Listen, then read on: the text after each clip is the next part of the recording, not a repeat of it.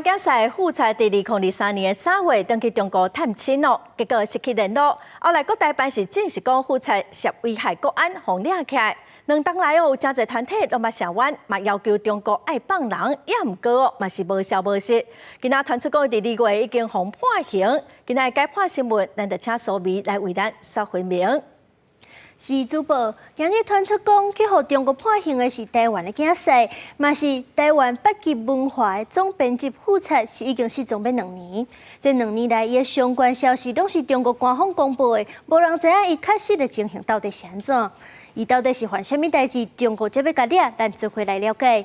这复测其实是伫咧中国辽宁出世的。少年的时阵来台湾了后，对台湾产生认同感，结婚了后就住伫咧台湾。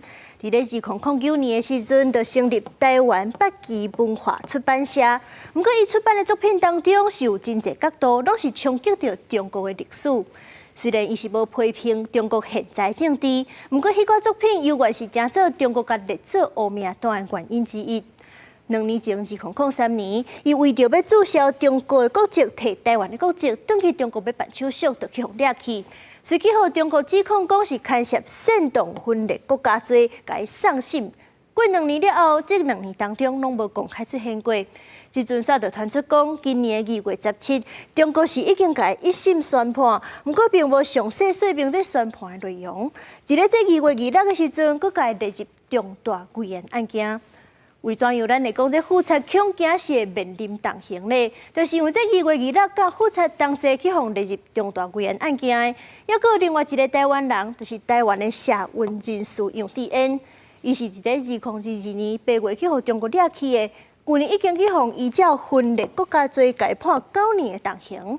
即阵这复测甲杨智恩互分伫咧共砍，真侪民间团体就真烦恼讲，伊会去互长期关押伫咧中国。所以讲，着声援要求中国爱放人，犹原是无消无息。即阵这复测甲杨智恩人也伫咧中国，还佫有较早前的李明哲、李明辜这2个案例，拢是入境中国了后，就去互抓起来判刑。加上最近中国文攻武吓的手段是哪来哪当，所以讲着提醒咱的观众朋友，若想要去中国，无论是出场也是旅游，拢一定爱斟酌评估风险，而且嘛要完成外交部出境登录。万不伊若有需要帮助，才会更较利便。以上就是今日的解剖新闻，咱甲镜头交转去互主播。